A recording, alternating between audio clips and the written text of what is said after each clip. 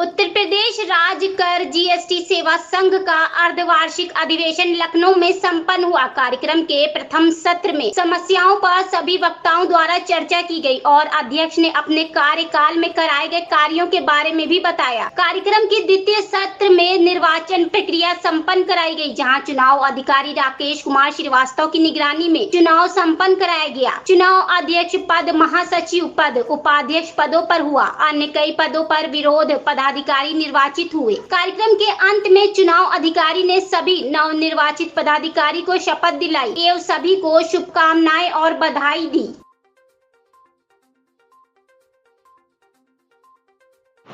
सचिव पद के लिए आप चुनी गई हैं, निर्विरोध चुनी गई हैं, तो पहली प्राथमिकता क्या रहेगी और क्या संदेश देना चाहेंगी जो आपके सचिव होंगे? जी, सबसे मुख्य मुद्दा तो हम लोग के डिपार्टमेंट के लिए कैडर रिस्ट्रक्चरिंग ही है। इसमें मेरा सबसे पहले यही प्रयास रहेगा कि हम लोग जो संघ के लेवल पे है मैक्सिमम से मैक्सिमम कम्युनिकेशन डेवलप करते हुए जो भी हमारा शासन स्तर पे है, हमारे खुद के डिपार्टमेंट स्तर से फाइल आगे जितना फॉरवर्ड करा सकते हैं उसको हम स्पीड अप कराने की पूरी कोशिश करेंगे। सेकेंड, क्योंकि मैं एक टेक्निकल बैकग्राउंड से हूँ तो मेरा ये मुद्दा रहेगा कि आज जब हम इतना ज़्यादा टेक्नोलॉजिकली एडवांस कंट्री भी बन गए हैं तो हमारे डिपार्टमेंट को एक जो हाई लेवल जितना भी इंफ्रास्ट्रक्चर प्रोवाइड हो सकता है तो कहीं ना कहीं हम स्पीड में पीछे ना रह जाएं, हमारे काम में वो एक एफिशिएंसी रहे और टेक्नोलॉजी का मैक्सिमम हम यूटिलाइजेशन कर सके, ताकि ऑफकोर्स जब काम बेहतर होगा तो रेवेन्यू भी बेहतर होगा और वही रेवेन्यू देश की प्रगति के लिए यूज़ हो पाएगा।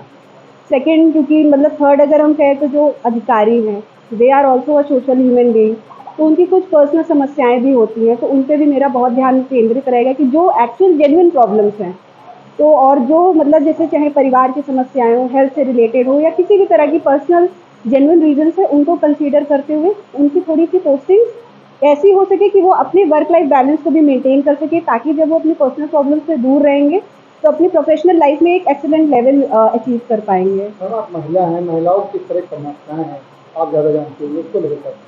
देखिए, महिलाओं के लिए सबसे पहले तो अगर देखा जाए तो हमारी यही होती है, हम जब डिपार्टमेंट में इनरोल करते हैं खुद को एज एन ऑफिसर ही देखना चाहते हैं। मैंने भी जब डिपार्टमेंट ज्वाइन किया था तो मेरी प्राथमिकता ये थी कि हाँ, मुझे एज एन ऑफिसर जाना जाए। लेकिन जब हम ग्राउंड लेवल पे काम करते हैं तो हम ये बात ज़रूर एहसास कर पाए कि ठीक है, बीइंग एन ऑफिसर कहीं ना कहीं फीमेल ऑफिसर्स की प्रॉब्लम थोड़ी सी ज़्यादा ग्रीव होती है, क्योंकि वो कहीं ना कहीं इमोशनली भी अपनी फैमिली के लिए होती है, अपनी सोसाइटी के लिए भी फील करती है।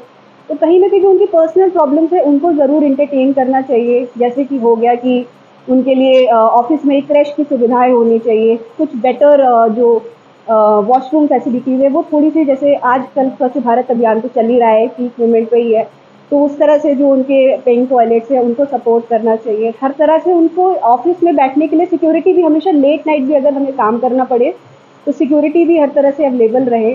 प्लस जो उनकी फैमिली है, आज मोस्टली क्या होता है कि हस्बैंड वाइफ दोनों वर्किंग है, तो कहीं ना कहीं वो एक डिसेंट डिस्टेंस पे हो ताकि वो अपनी फैमिली भी मैनेज कर सके और साथ में अपने काम को भी मैक्सिमम अपना आउटपुट दे सके, इनपुट दे सके, ताकि जो आउटपुट हो वो इतना अच्छा हो कि हर कोई कहे कि महिलाओं की भागीदारी पुरुषों के बराबर ही है।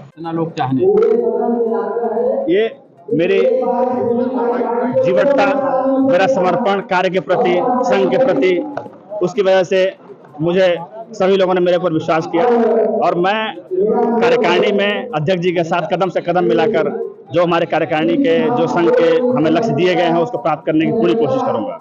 सदस्यों का प्यार और आशीर्वाद है जिन्होंने दोबारा मुझे प्रचंड बहुमत से विजयी बनाया है और हम उनकी आशाओं और अपेक्षाओं पर खरा उतरने की पूरी कोशिश पूरी कार्यकारिणी के साथ मिलकर काम करने की, उनकी समस्याओं को सुलझाने की, उनकी बातों को सही फोरम पर रखने की पूरी कोशिश करेंगे। पहली प्राथमिकता क्या रहेगी? पहली प्राथमिकता कैडर रिस्ट्रक्चरिंग को लागू कराना, ये पूरी कार्यकारिणी की पहली प्राथमिकता है।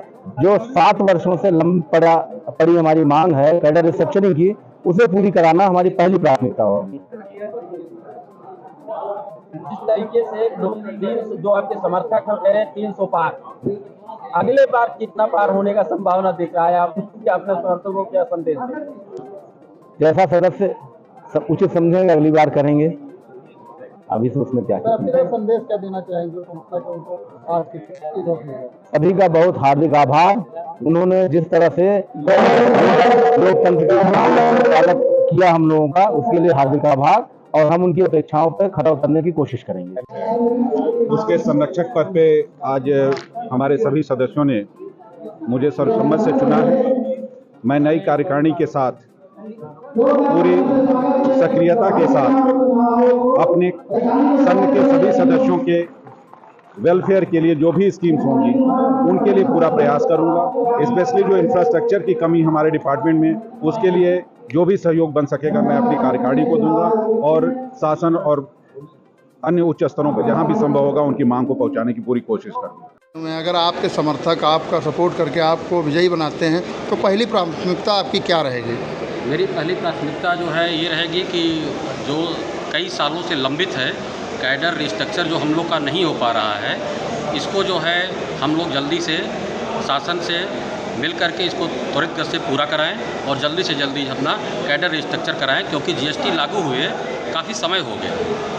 इस कारण से मेरी पहली प्राथमिकता होगी कि मैं कैडर रिस्ट्रक्चर कराऊँ। और कुछ समस्याएं जो होंगी उसको लेकर कैसे आगे आप कार्य करेंगे? जी बिल्कुल, मैं पहले भी जॉइंट सेक्रेटरी रह चुका हूँ अपने विभाग में 2017 में, और मैं यहाँ पे दोबारा इसलिए आ रहा हूँ क्योंकि विभाग में कई ऐसी समस्याएं हैं जो ज़िले स्तर पे हैं, जिनके कारण जो है, क्योंकि हम लोग का पूरा काम ऑनलाइन होता है तो कई ऐसी दिक्कतें फेस करनी पड़ती हैं हमारे अफसरों को, जिनका हम संज्ञान लेंगे और शासन स्तर पे उसको पहुंचाएंगे, जिससे एक बेहतर समन्वय स्थापित हो सके और हमारी कार्यप्रणाली और बेहतर कर सके, क्योंकि हमारा विभाग लगभग 70% राजस्व प्रदेश सरकार का वसूल करता है और हम ये चाहते हैं कि इस अच्छी व्यवस्था को ला करके हम उस 70% को और ऊपर ले जाएं, जिससे राज्य का और भी विकास संभव हो सके। मीडिया के माध्यम से जो आपके समर्थक हैं, जो चुनाव अधिकारी हैं, उनको क्या संदेश देना चाहेंगे? मैं बस यही संदेश देना चाहता हूं कि प्रत्येक सदस्य जो इस संघ से जुड़ा हुआ है वो आकर के सबसे पहले तो मतदान करें और अच्छे प्रत्याशी को चुनें।